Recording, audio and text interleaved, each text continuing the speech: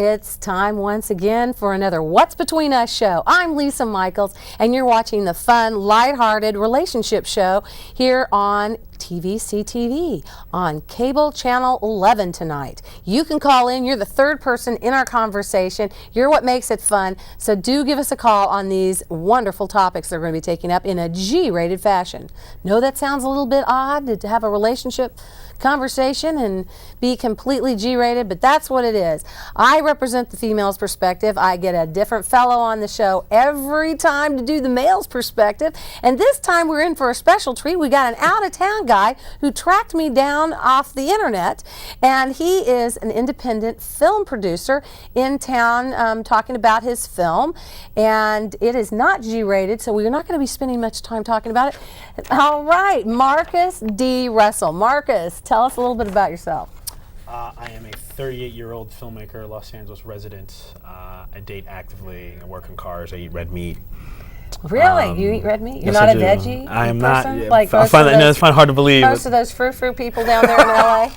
There's a band of us. We all have our opinions of the L.A. people. You lived in L.A., as a lot of people know, and yeah. So tell us, you've gone around and what brought you to Oregon for the show besides doing the show? I am screening my film at Oregon State University, teaching some classes, doing some public speaking about women, gender roles, spaces for women in film, things of that nature.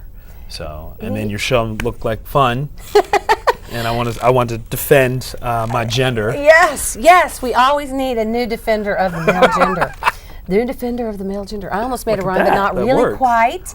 So anyway, yeah, well, I thought that was unusual that you're discussing women in films, what with you not being a woman. Well, I mean, we all need friends, do we not?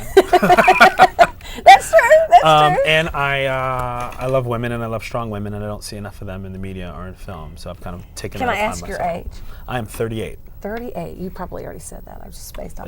I love to say I love it. 38. Yeah. Gosh. And I know I so, look like I'm what's 19. it like? We're talking about tonight. Our show tonight is on the same generation that your films are about. Correct? Yes. Which is Generation X.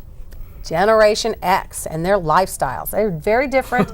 I'm on the tail end of the other generation, and I have a feeling, we were talking about this a little bit before the show, that the gender roles got so screwed up, well, I don't know, screwed up, it changed. The gender roles changed for good or for bad. And what happened was women grew up in my generation, seeing mom stay at home, seeing dad do the traditional, go out and earn a living, and that sort of thing. And then we knew as we were growing up that we were going to be earning a living too, and so was our husband. And we thought everybody's going to share and share alike. And meanwhile, our counterparts were watching dad go to work and come home and have his slippers ready and, have dinner ready for him. And so, subconsciously or not, I think a lot of men in my generation kind of got flustered when it came time to actually get married and the traditional roles had changed. He liked the extra income, but I don't know about this whole sharing all the household duties kind of stuff. But I don't think with the Generation X, correct me if I'm wrong, what do you know about the demographics, first of all, with Generation X? Generation X is an umbrella term, so when I talk about Generation X, I'm talking about 70 million people that remember conjunction junction, what's your function, or also kind of grew up with Dan versus Dave and Nike and things of that manner, is what I'm saying. So Generation X has a lot of revolving debt. Generation X has a lot of debt from secondary education, things of that nature. And really what we're trying to do more than anything else is give Generation X, I guess, a way to sounding board to talk about what's important to them, things of that nature. That's what we're trying to do. So, but it's an umbrella term. So when we talk about X, we're talking about X, Y, and double Y. It's really being in the view. X, Y, and double Y. Yes. So like from X would be defined as anybody from what age to what age right now, would you say?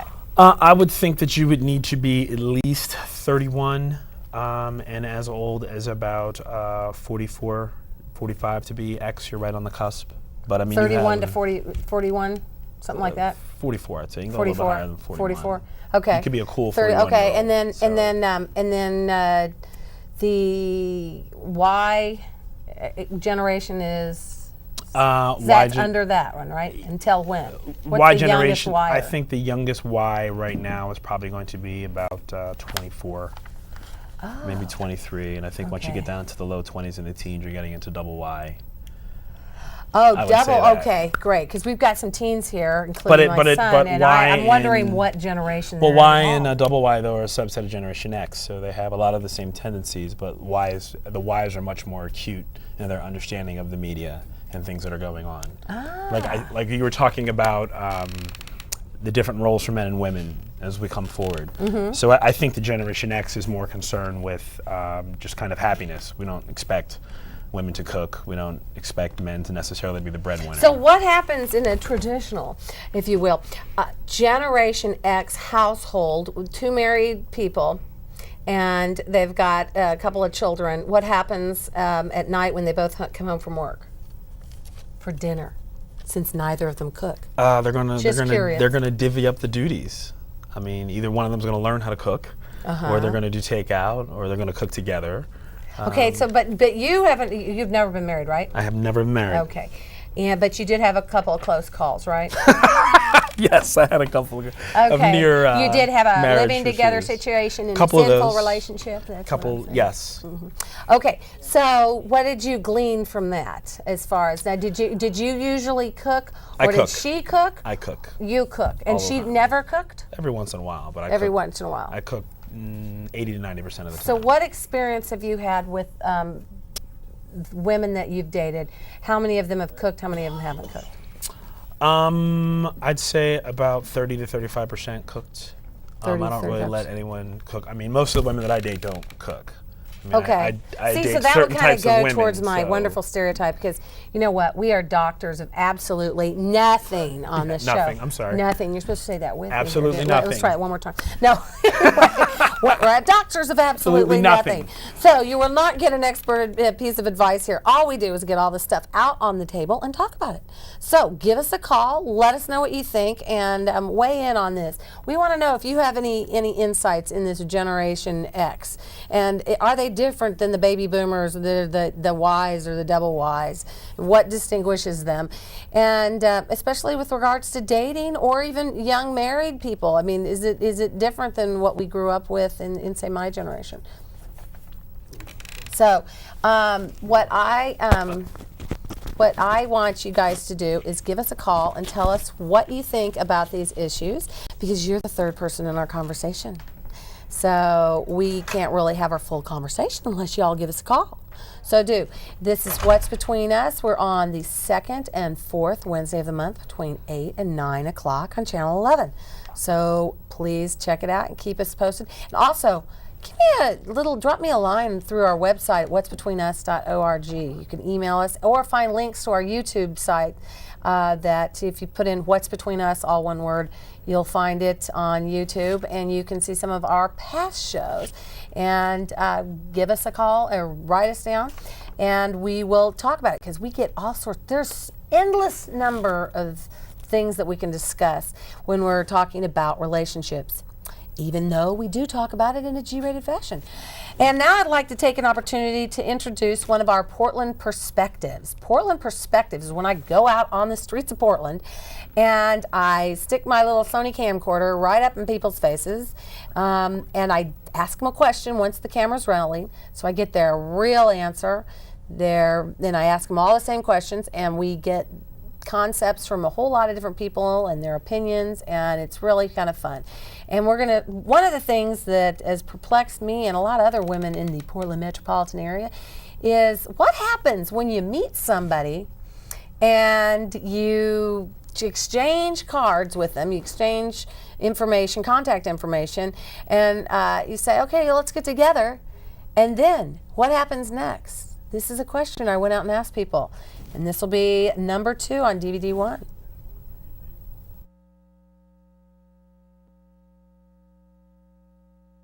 I think either one can call. I don't see that that's a problem. If they exchange phone numbers, they're probably interested in each other. Whoever calls, it's just fine. But I'm aggressive, so I don't have any problem asking the Well, guys. I think it tends to still be a little more male-dominated, but women should be able to ask men out too, because it's just a first date, and if you're just having coffee or or tea or water or whatever for conversation. There shouldn't be any big deal about who asks who out first. It's just that the guy should definitely at least catch the coffee. I want him to call me. I'm still old-fashioned. It's usually the guy's responsibility to call first. I should probably call her, because I probably wouldn't give her my phone number. If I really liked him, I would just call him. I don't know if I would say one or the other should call. So I would just say if you really like someone, just call them. Yeah. But I have never been asked out by a woman. So in my experience, I'm always the one doing asking. But this is a very broad experience. You should call me. Do you feel comfortable calling men? Not first. I call her up.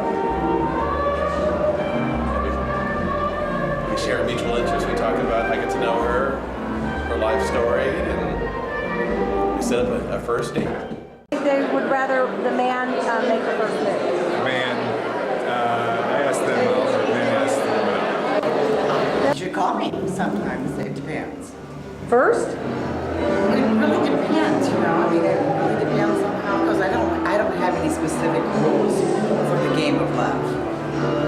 And I've been known to do that, and I've been known to wait. He should call me. Do you feel comfortable calling him if he doesn't call? No. No, it's equal. The man should call, the woman should call. You know, if someone's not going to, or someone's going to wait, and maybe that's just what people do. They exchange numbers with no really intention of making phone calls. You know what I'm saying? How about you? How about you personally? Do you generally be the one to call, or do you wait? You know, I'm kind of a wait guy. You know, I don't like rejection. Who should call first? I believe he should. I don't do that anymore. I wait it out. I'm fine that way. I will never ask a man to go out with me. I think if they want to go out with me, they need to ask me. Oh, it's very hard. You have to make the first move. I think it's very hard unless you do online dating. Yeah, have you had good results with online dating? No, I haven't done it yet, but I've heard about it. A lot of my friends say it works really well. It's like people don't ask anymore. Either that or you're set up. Hey, wow, there's a lot of fodder for great conversation off Yes. that one. And we want to jump right in. We do have a phone call. We'd like to find out what Teresa has to say. And welcome, Teresa, to our conversation on What's Between Us. Teresa. Oh, how are you? I'm fine. How are you doing? I'm great. What comments do you have? I'm in category X. Your Generation Can you X. hear me? Female. Okay. Do you have any, now in your generation, do you tend to wait to ask the men out? Do you wait for the men to ask you out? Is it kind of half and half, or how does it work for you? Or are you married? Well, I'm a very aggressive person, so, and if I see something I like, I'm gonna go for it. There you go. See. All right. So you say that happens more often than not, or do you think the other thing happens more often? Where you wait for him to call you? It happens more so now than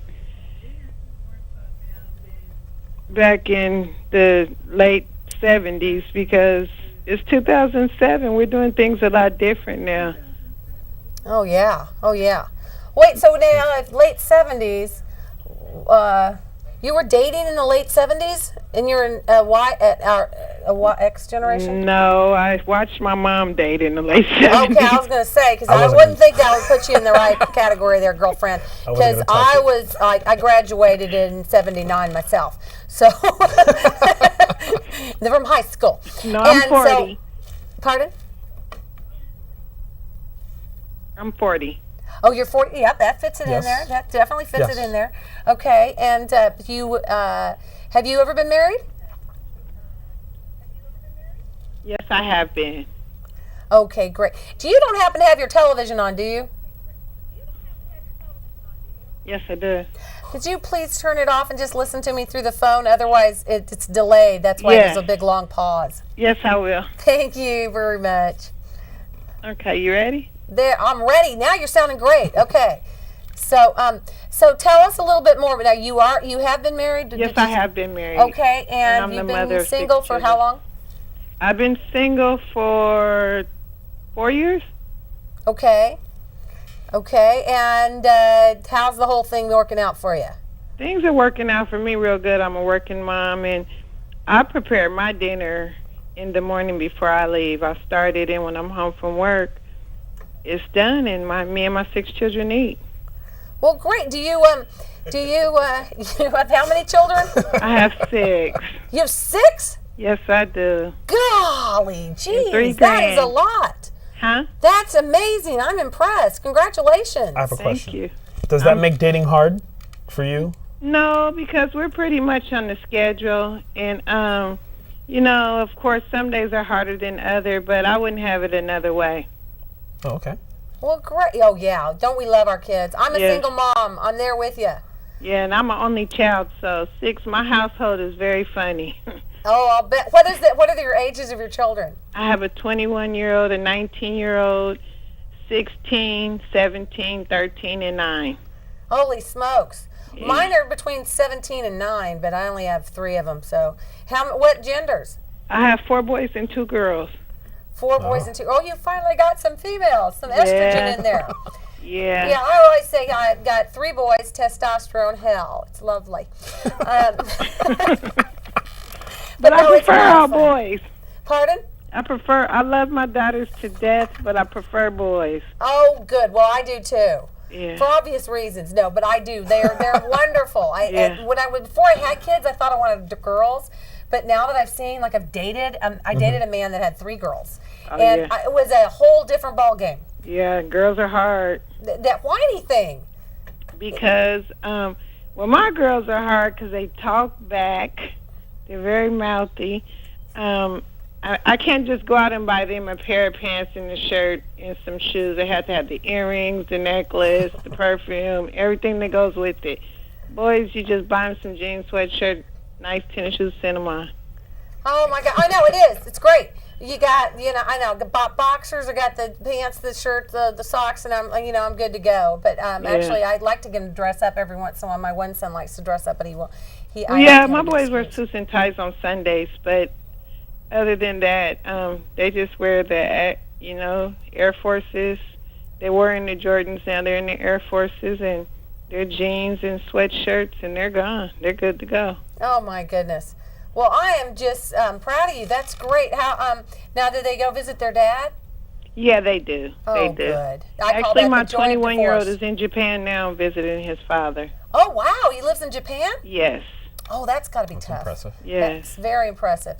Well, great. Well, thanks. Do you have any other comments that you'd like to share with us about the show or No, about I just being saw in Generation X? I just saw the show, and it kind of caught my eye when the guy on there with you said something about the X generation, and he said when he identified the X generation, he named the song or something back that I used to listen to when I was a child. I was like, dang, he remembered that. Conjunction junction. What's your Yeah, function? conjunction junction, because I used to Schoolhouse love that. Rock. Yes. Schoolhouse Rock. That is the telltale sign. Oh yeah. I was like, oh my God, that's when stuff was good. That is good. Well, thanks a lot for watching. Teresa, Thank you. do watch our show again. We're on the second and fourth Wednesday of the month, and weigh in and tell us what you think about the issues, because we discuss all sorts of fun little issues on this show. Okay, I hope you guys do good with your show, because this is really great. Oh, thank you so much, Teresa. I appreciate it. You're welcome, and you guys have a wonderful evening. All right, thanks for calling. Bye-bye. All right, bye-bye. Well, I think we even have another caller. Who do we have on? This is Jennifer. Jennifer, go right ahead. Hi. This could not have come at a more perfect time because I just had a similar experience that you've been talking about earlier today. Oh. I am 37 years old, so I fall into the Generation X category. I'm a single business professional, and I recently moved to the Portland area, so I've had a little bit of difficulty, making connections, so I've turned to online dating. And one of the things that I wanted to share that, you went out to the audience to discuss, ask people who should initiate the first call, man or a woman. And I've never been one personally, in my generation, and a lot of my friends, my female friends, are the same way. We've never been one that feels that either one gender or the other should initiate the call. However, my experiences have been, since I'm a pretty independent and assertive woman, I don't mind making the first connection with a man if he doesn't initially do that. But the feedback I get sometimes is they respond like I'm being too forward, even though they haven't made the first move. Really?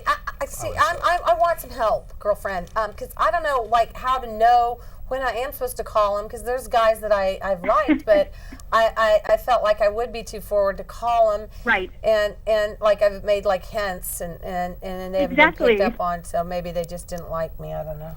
Yeah, I'm baffled because I find it fascinating to study male and female psychology and things like this to better understand where a man's coming from.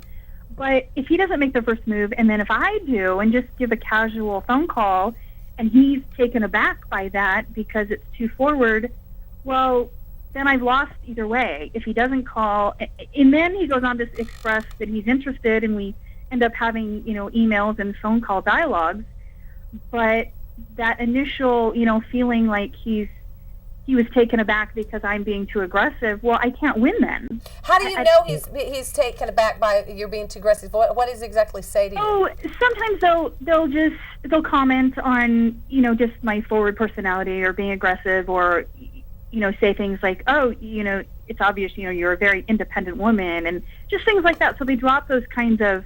Is this through email or on person on the phone or in person? It's a little bit of both. And so I'll be the first one to say I don't like the word aggressive because I think it's usually used in a negative connotation. But it's okay to be aggressive, if I can interject.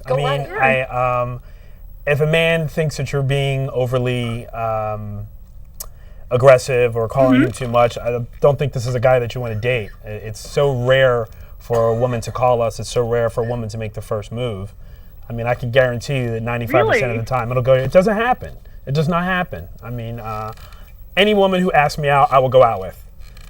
I mean, wow. Seriously, because it doesn't happen that often. And I obviously can't pick them. I obviously have no idea what I'm doing. I'm telling you, it does. That's really, really insightful, because that's not the feedback I hear. Or maybe I tend to run into people, whether it's physically meeting people hook me up with people, or I run into them online, who tend to be more confident, and they are they're more in control. It's kind of like a control thing. Well, and I don't need that at all. I don't think I put that across, that I'm needing to be in control of a situation. I don't care either way. I just don't like the negative feedback. If a guy doesn't, if he's not going to initiate something, don't give me negative feedback because I did. Right, but that's just the individual guy. I mean, most of us will not give you negative feedback. I would never give you unless you're leaving 20 voice messages a day and 90 emails. No. This is just, I've gotten that from somebody who I found out later communicated to me that he was more of an old-fashioned guy and that he would have preferred to have made the first move. But there was never any indication initially. I can't read his mind. Yeah. Now, wait a minute. How old was this guy? Close to my age, late 30s. That's a cop-out. That's a cop-out. I mean, he wishes he was born 25 years ago. But did he say this to you in person, or did he say it to you on email? The guy. No, it was on the phone, and it's not just been one person. It's sometimes the communication. Sometimes it's ended there. Sometimes we've gotten past that hurdle, and I've continued to go on and meet up with these people, and for whatever reason, it just hasn't worked out. I've just found it very interesting that somebody would communicate that they didn't like a woman to make the first move, but they didn't. And it's like, wait, what do you do there? You find another guy. That's what you do. Which I have. You find another guy. It's not worth the trouble. Like, next. Another thing along those lines that is increasingly frustrating to me in particular, and this does go towards some of my old-fashioned values that may be outside of the Gen X kind of thinking. I have a lot of respect and courtesy for other people, and a lot of things that have been done to me in this kind of dating thing I would never do to someone else. And one thing that bothers me the most is that I'll be having these dialogues, and we're talking, like 4 or 5 phone calls with a guy, and probably half a dozen emails. And then for whatever reason, if they decide that they just don't want to communicate further, which I'm totally fine with that, the only thing I've ever expected, and I don't think it's wrong to expect this, is to communicate that. Don't just stop, for a guy to just stop communicating, right. That's his way of saying, oh, I'm done with you. Well, that is one of the most rudest things that I could ever had somebody do, and it happens a lot, and it's happening a lot more. Well, because we can't, as men, just break it off. You can't do that. I mean, you're a guy. You have to be able to fix cars and kill dinosaurs.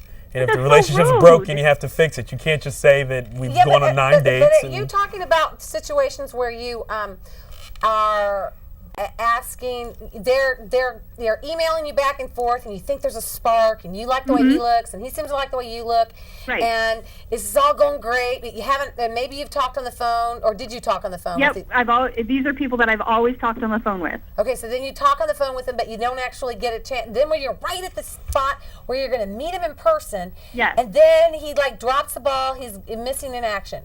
Yeah, it just stopped. And this is a situation that happened today that I had to address. And I don't understand that, because the feedback I get, or some of my friends that have gotten feedback, is then when a woman gets mad that a guy does that to her, then she's looked at as a really, I won't say the word, a female dog. Yes. Yes. Because, she got angry that he just flaked off and just didn't ever have the courtesy to call back or email back. Even a thanks but no thanks.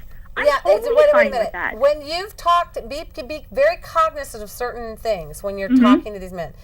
If they're the ones who always do the calling, and every time you call, you get in the answering machine, and they're all hot to talking to you on the phone and emailing and stuff like that, and then they don't want to do it, there's a strong likelihood that there's another woman involved, like, say, a wife. Oh, well, yeah. Okay, well... No. Yep, I totally get that. I don't think you can completely say that, though. Possibility. Well, but that is not these situations. These guys are, for the most part, I have every reason to believe. I mean, I'm a pretty thorough person. I used to work in law enforcement, so I'm a good judge of character, and I weed out pretty well. But these are really good. I want to give them the benefit of the doubt that they're good people. Yes, but these are not the right men. I mean, I think the issue. I'm sorry, say that again? There's just a lot of them that do this, and it's not just my experiences. My girlfriend. You got to cut through the. You got to cut through the crowd. What should she look for when she's online? Is there any telltale signs for a guy that's going to be like this? Because yes, there is a telltale sign. There is a telltale sign. It's the speed of the emailing. If you are, if he's returning your emails inside of 6 or 8 minutes, then he's happy to hear from you. If he gets an email and he waits 6 or 8 hours, I don't think there's any person in the civilized world that doesn't check their email at least 6 times a minute. I mean, I know that I do. Well, no, that's fair enough, but that makes total sense, and I do give a reasonable amount of time. I'm busy, though, too, so I don't always, as much as I do want to communicate with some people, I don't always have the time, but I will at least give a courtesy email or call saying, hey, I don't have the time, so they don't get the wrong message. And that's all I'm expecting in return. But we can't do that as men. Why can't you do it? I don't understand. Because guys have to be problem solvers. You can't just. That's a big problem. I'm just saying. But if you, I'll put it to you this way. Why are you not?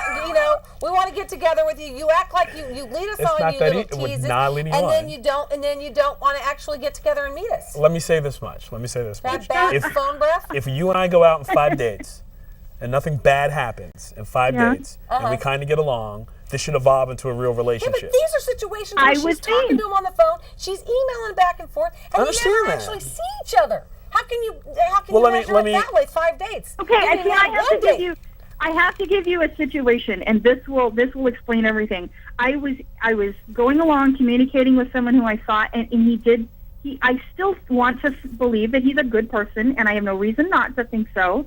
We were emailing, talking on the phone. We had a 4-hour phone conversation. Everything was fine. Nobody thought that was either too much or too little. It was great.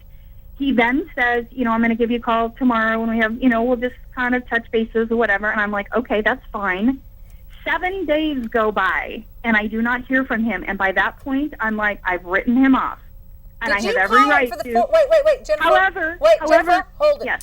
What did you call him on the 4-hour phone call, or did he call you? Who initiated the call? No, he called me because he said he would. He gave me his phone number, but I emailed back and said, "Here's my number. Call me when it's convenient for you. I'd feel more comfortable with that." And he did. Called you. Yes, he was very nice. See, about that it. goes along with my whole. He could have another woman involved.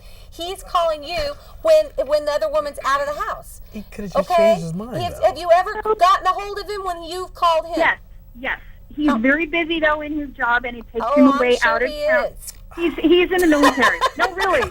On with the I'm assumption. sure he is busy.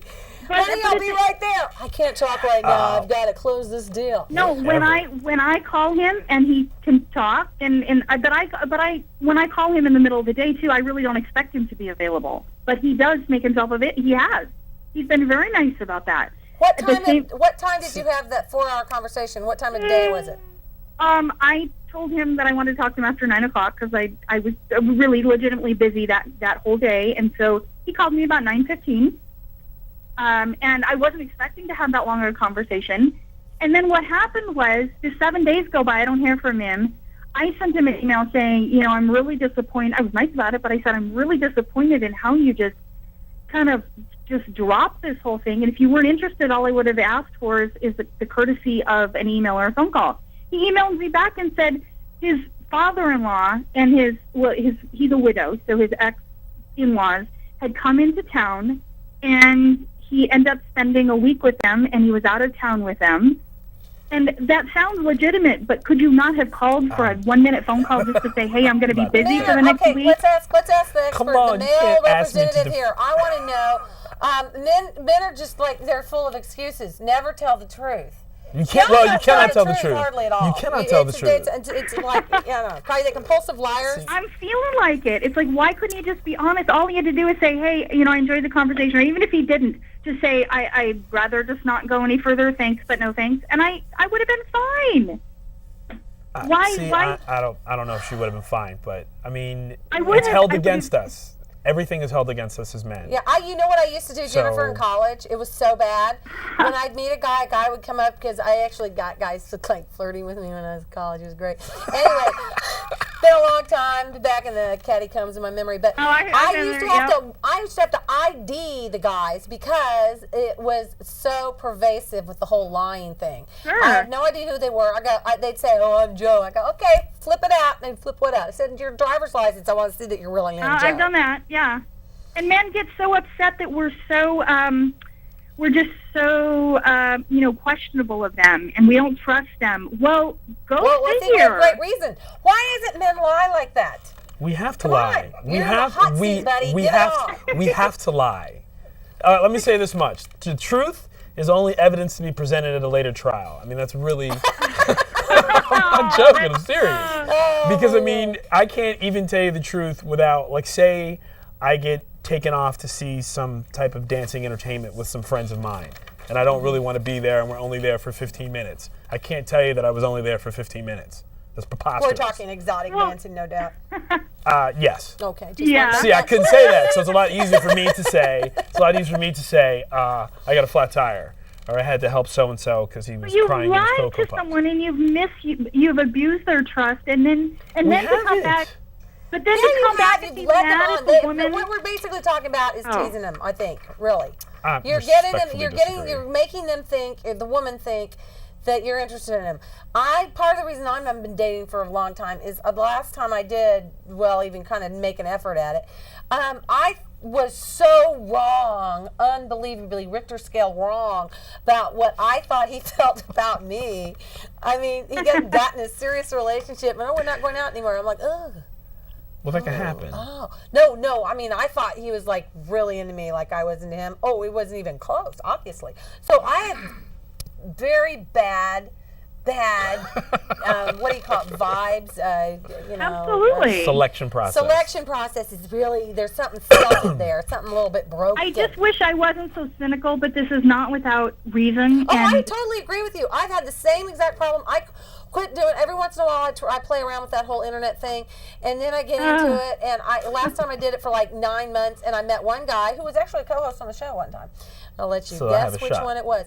So, yeah, I'm only like 10 years older than you. Hey, you know. But no, so it was, but that's the only person I even met because I don't want it. Don't you get tired of telling them your life story and then and then the games and whether or not they're going to call you back and how many women do they have on the line? That's another thing. How many women do they have dangling, emailing or instant messaging? They could be instant messaging 3 different women at the same time when they're talking to you. We have to? Yes, we have What to. does this make an obligation? How do you get I obligated do to do We that? have to. I am a very tolerant woman because I have the same, I can be doing the same thing. So I'm not going to forbid some guy to be doing that.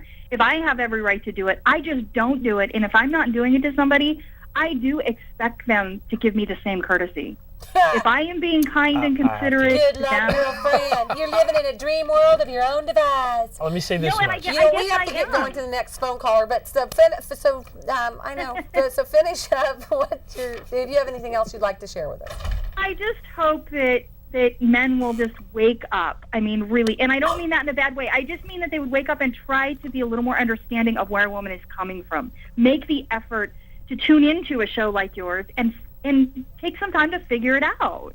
Yeah, you're speaking the gospel truth. Men out there, if you are interested in a woman, can you just take like a few minutes of your time to actually focus on one of us? I mean, I know there's a lot of ADD out there, but work on it. So, Jennifer, thank you very much. We're going to have to say goodbye so we can get the note. We only have 2 lines at this station. Thank you. Bye. Thanks a lot. Call in again. Make the effort. Yeah, make the effort. Make the effort. Come on. You guys have to show up. We have to make the effort. We are making the effort. You're instant messaging or talking to some gal you've met online. Focus on just that gal. Okay, but you can get cut by a woman instantaneously. So you need to have 5 of them on the yes, screen? Yes, you got to have. That's terrible. It's like baseball. All right, let's see what Mark, and we're going to get you some testosterone help here on the show. What's between us? Let's have Mark, a previous GG. You're a GG, you know that. Is that what I am? You're a gentleman guest co-host. Unaware. Different one every week. So this is one that we had before. And he's also a serial caller, which means he calls on a regular basis. Go ahead, Mark. Hey, Lisa. Don't you look nice tonight? What? Don't you look nice tonight? Oh, thank you. I think I look kind of large in this little polka dot thing, but I am probably large. That's probably why. Well, I called in because 2 out of 2 marks agree that we'll go out with any lady that asks us out. That's what I'm talking about. There you go. That is what I'm talking about. So how many women do you have if you've done online dating? A little bit. How many women do you usually have on the instant messaging thing at a time when you're doing the online dating? I have crappy dial-up, so I don't have any instant messages going on. You are a one-person monogamous internet dating kind of dude. Because he's got a slow connection. Here, I'm still in the Stone Age. I'm old school. Oh, really? You actually meet women in the produce department at the grocery store? Let's discuss the melons. I don't know. No, I live in a scary neighborhood. Oh, you do? Yeah. Oh, well, that might be our first change we might want to make in our lifestyle. I can pretend. No, my last girlfriend actually liked my neighborhood. She'd grown up here, even though she lived in Beaverton. Oh. Well, do you feel that you have to talk to multiple women to increase your odds of finding someone who's going to actually date you? Oh, absolutely. It's an odds game because only 1 out of 10 people is going to find you attractive, even if you are pretty good looking. I've listened to a lot of ladies, on the bus and in line at the grocery store, and they'll talk to their girlfriends like nobody else is around. Oh yeah. And they're saying, "No, I wouldn't date Tom Cruise." Well, let me ask you this. Do you notice that women will go out with men that they're kind of not really attracted to, but they kind of want to get out of the house? Have you noticed that? Well, they do that for a lot of different reasons. But you agree that does happen. It's a phenomenon. Oh, I agree. Well, then that is why you must have multiple I am conversations. Well, you can be batting practice for her. No, you guys, focus. Yes or no? Does that not happen? That happens. No, we know that you guys go on trial. We've talked about this on the show. Women will date men that are kind of semi-scary looking if they make us laugh and are incredibly brilliant if or they feel, have a lot in common with them. And if they feel safe in our presence. Yes, safe. Okay, I'm going to date a scary guy because I'm around even scarier guys. Scary looking. it's scary looking. I gotta date this guy with a chainsaw. Scary looking, yes. I like him. He's got the kind of chainsaw I really like. Oh, can I check out your chainsaw? But you notice that he said that you have to date multiple. You have to quote unquote juggle certain. So do you groups of believe people. that men should take the shotgun approach when selecting a mate? Well, I would say that it's a numbers game, and I personally can't keep it straight in my head what I've told to who, so I don't try and juggle. I date them one at a time. But if you had the ability, would you? That's a great thing to do. I'm just too stupid, I guess. No, you're not too stupid. That's the way it should be. And ladies out there, what did we learn from Mark? What did we learn from what he just said? We learned that if we ask enough questions and listen really hard, we can tell who's lying to us, and they're lying to us for a reason. Generally, it's because they're playing the field, if you will. I disagree with that wholeheartedly. Why do men lie? No, I would agree with Marcus here. Oh, really? What we're doing is we're looking for someone who's going to be a good prospect. Let me say this much. The issue is that you will find, as a guy, you fear that you will find yourself in a relationship that there's absolutely nothing wrong and you're really not that attracted to her, but you've been in it for like a year. So now you got to go to distance. She's picking out China patterns. So that's what, and you can't just say it's not working. You can't say that as a man. You got to be like NASA. You got to have an answer. What do you mean it's not working? Well, what do we need to fix? So that's why guys kind of fade away. Because if you don't give a reason, then you can't be called a name. Well, what if you're living together in a sinful relationship like the both of you, I might add, have done?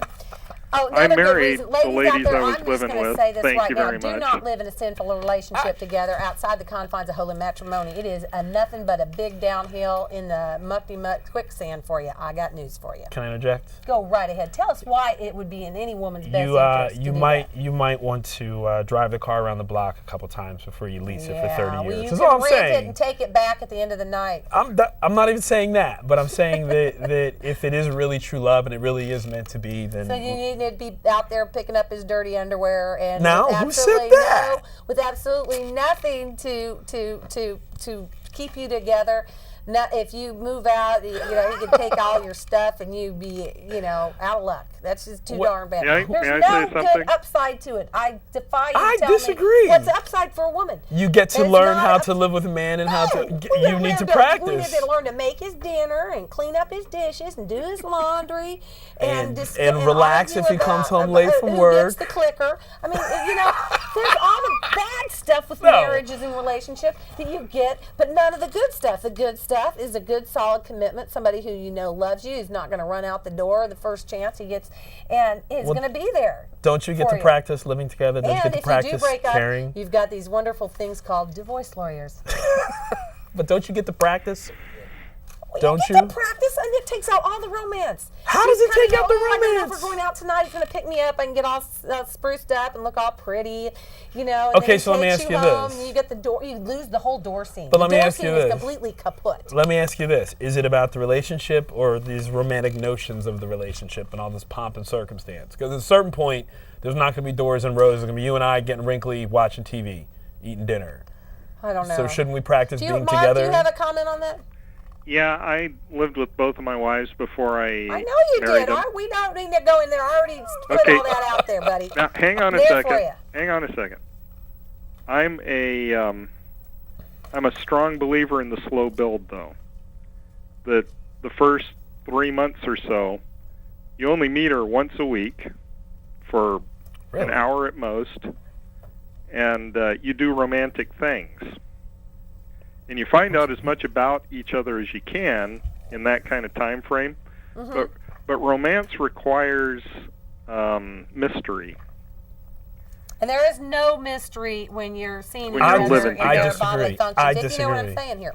When you're living together, there's no mystery. So let me ask you Not this. unless the only way that there is a mystery is if one or the other of you is dating other people while you're living together.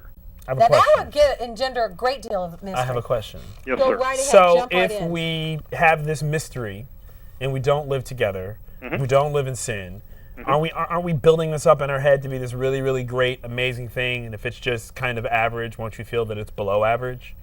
I mean, are we it's not building up marriage to be? to be? Roller coaster up, before you get to go up to the very top, you're just getting more and more and more excited in anticipation of that wonderful, wonderful nirvana when the two of you have made a commitment to each other, and that you are going together. Shooting for the stars. You're on the same, Starship Enterprise, and you're heading up there together, and you have the confidence to know that this person is with you till the end, and this person. But you can still do that and live together. Your spouse is in a coma. You can George, still do that tell and us live what together. you think. We've got some wonderful comments coming from the audience. Okay, can I respond to that? No, okay, go right ahead. Okay, so during the time that you're dating, you're building this romantic feeling. And we're going to skip ahead to 2 years down the line. I've heard plenty of women say, when that guy does X, Y, Z, I fall in love with him all over again. And if they didn't fall in love with you in the beginning, they can't say that. But why do you think that you cannot fall in love with someone and live with them and not be married?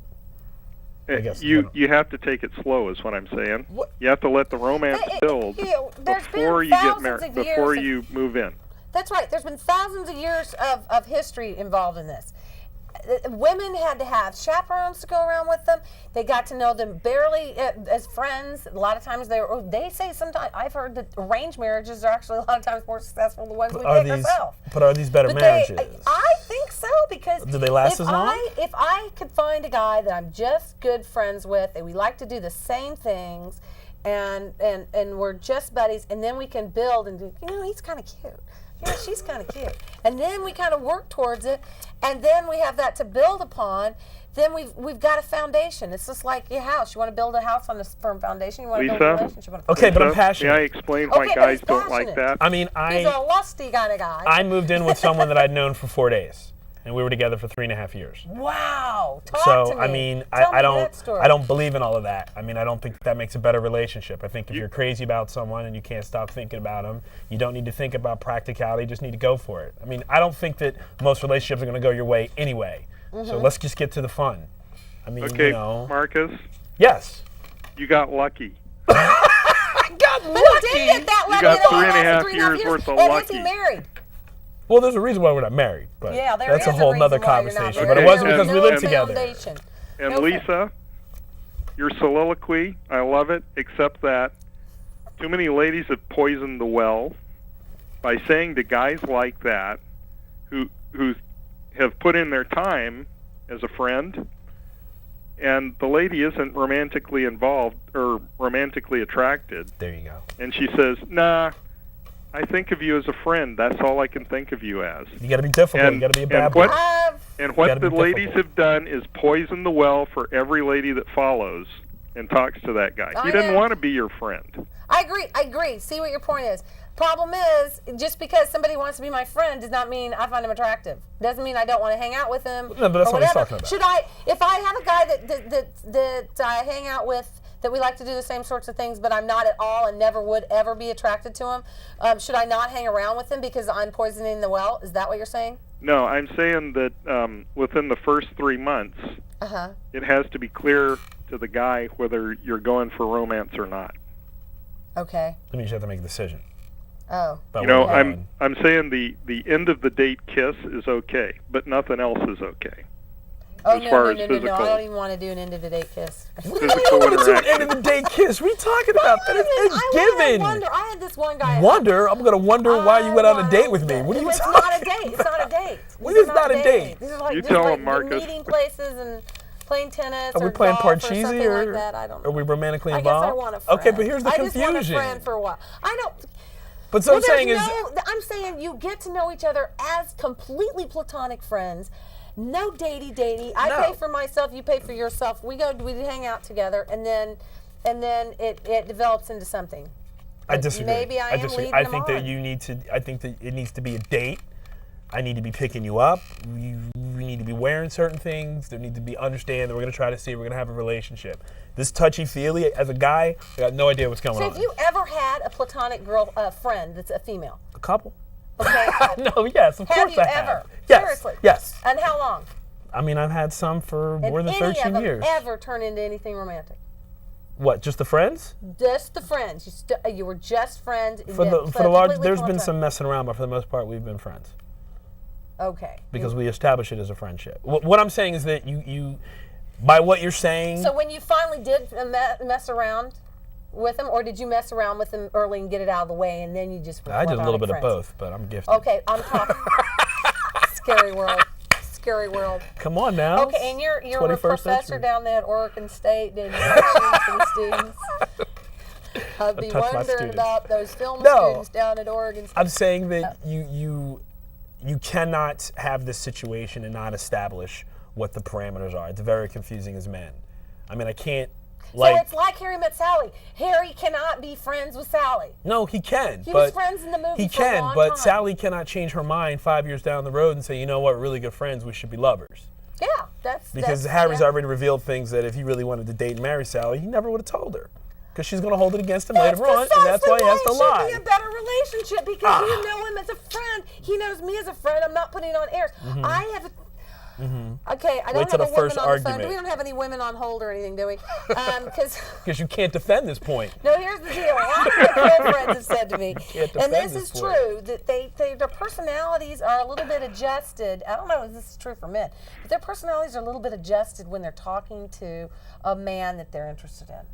Like, for instance, their voices get really soft. We know.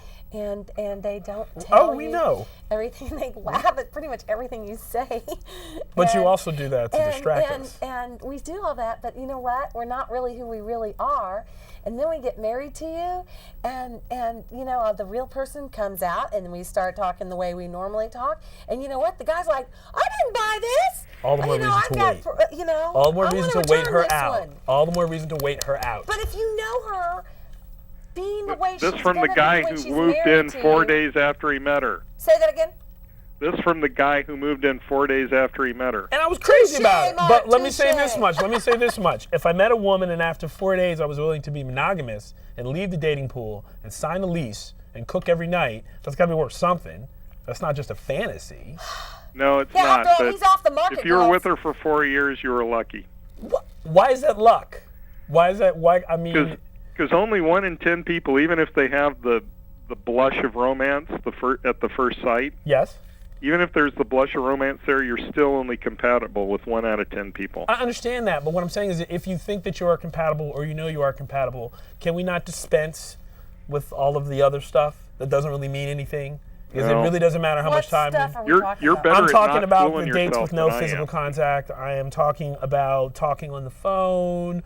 I'm talking about little notes, little presents, all the things that kind of matter but really don't matter. You are like skipping the best part for us women. I hate to tell you. Okay, that is the best part for you women, but that's there's just problems for us. There's certain stages that a whole romance thing goes through. First of all, you have the meeting, all the butterflies that go on in your tummy, and you're just, oh my gosh, I'm in love, or I'm in certain serious lust. And then you have the most important part to a woman, maybe it's the least important part to a man, but the courting phase. And to cut short, to eliminate the courting phase is going to cause nothing but major havoc later in life. Okay. And resentment from the woman, because it's like, you know, my mother always said, why buy the cow if you're getting the milk for free? But let me say this much, okay? You like the courting phase. You like all this stuff, but do you actually like the relationship or the appearance of a relationship? I mean, you know, you have to get past the courting. You have to actually, you know, be this guy's girlfriend. As long as there's been the proper amount of time. But what I'm saying is that it seems to me that you enjoy more all the other stuff before we actually get to the real relationship, where most guys just want to get into the real relationship. Because we know that the other stuff is just a smokescreen. It's just to get your attention. It doesn't mean anything. It doesn't mean that he loves you more. Men are hunter-gatherers. You guys want to hunt us. And we have to hunt you. We have to hunt us hide. and stuff like that. So if we do hide. So first of all, if we're too easy for you to obtain, then the quarry is just not really there for you.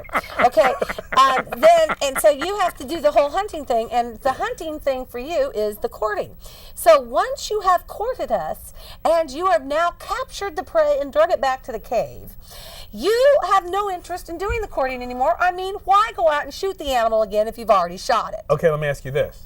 After the perfect relationship and the perfect courting, what responsibilities do you feel that you owe since you've been courted and it's gone down exactly the way that you have? Is there a whole special agenda for the special man that did the 100% courting that you give him? Or does he just get, pancake makeup and bunny slippers? No. He should. Here's what should happen. Ideally, there's got to be something in the courting thing that the guy likes. The guy likes, of course, the intimacy situation. But this needs to continue on. One of the huge problems I had when I was married was when we were dating, he'd come up and give me a little kiss in the ear or in the neck or something while I was cooking dinner, or just when he saw me out, just because he was inspired to. And then when we got married, I only got any small semblance of affection at the time that we were about ready to go into slumber. And that was because he was interested in certain activities. And whose responsibility is that, though? No. I talked to him about it. I'm not. Did you talk to him? Did you lecture him? Did you come in with a chalkboard? I've talked to other women about this too. Diagrams? I've talked about this. No, I don't think we need it. Do we need to hold up billboards? What's the deal here? You'd be surprised. So anyway, Hey, Mark, Marcus. thank you so much for calling. Marcus. Do you have one more comment you'd like to make? Yeah, she used her TV voice when she was talking to him. Which is my TV voice? I've got lots. The one you were just using. Oh, when I talk like this? No. No, I don't know. I've got lots of voices. Mainly, I'm told my voice carries, Lisa. I'm not lucky. This too can happen to you. Did you know your voice carries? No, nobody's told me that. I actually put that on my Match.com. I said, I've been told that my voice carries, and I'm very loud. So I got lots of men interested in me. So anyway, thank you so much, Mark, for calling. Appreciate it. And do keep watching What's Between Us on the 2nd and 4th Wednesday of the month between 8 and 9 o'clock at Channel 11. I can't believe it. This is just buzzed by. I'm so glad you buzzed into town. You're welcome. I mean, we've planned this thing for about, when did we do this? It's been 2-3 months. 2 or 3 months? Yeah. Trading emails. Yeah, back and forth. And first set eyes on him today. I finally was like, I need to find out what the guy looks like. It's like he's really scary looking. And we might need a tow truck to load him in here. I might need to work this thing out. But no, I was like, great, very pleasantly surprised. You thought it was quite gonna a be character, ugly? except for I forgot to tell you you're supposed to wear a collared shirt. But I think he looks cool. What are these? What kind These of are shells cowrie are these? shells. These are a fertility symbol. Oh. So it's a warning that I will move in with you after a couple of days. So beware. Warning. Danger, Will Robinson. It'll be the best 2 weeks of your life, though, let me tell you. Is that your pickup line? Hey, you'd be girlfriend, surprised. I got 2 weeks and you're going to really love it. After that, I'm sayonara because you're not the only fish in the sea. Oh, my gracious. Well, okay, now we're down to 1 minute and we're going to do all the things. I want to thank everybody in the studio and all the volunteers. This is an all-volunteers crew, including my wonderful son, Christopher, who's on the phones. And we've got Dennis Gleason, who is our sponsor with Darkwing Productions. He's the one who does our What's Between Us.org website, where you can contact me personally by emailing me on that. And so I want to show everybody in the control room. So if everybody could get up and walk over in front of the camera, including Jake, Josh, and Christopher. Yeah, come on, Christopher. He's giving me a dirty look. My son's he's hiding. Okay, well, there's Kat and Dennis and Josh. So we've got a few of them in there. And we've also got the Stovals here. We've got George and Jackie. And we've got Michael. Michael's a producer here and does his own news show. So check us out on the 2nd and 4th Wednesday of the month between 8 and 9.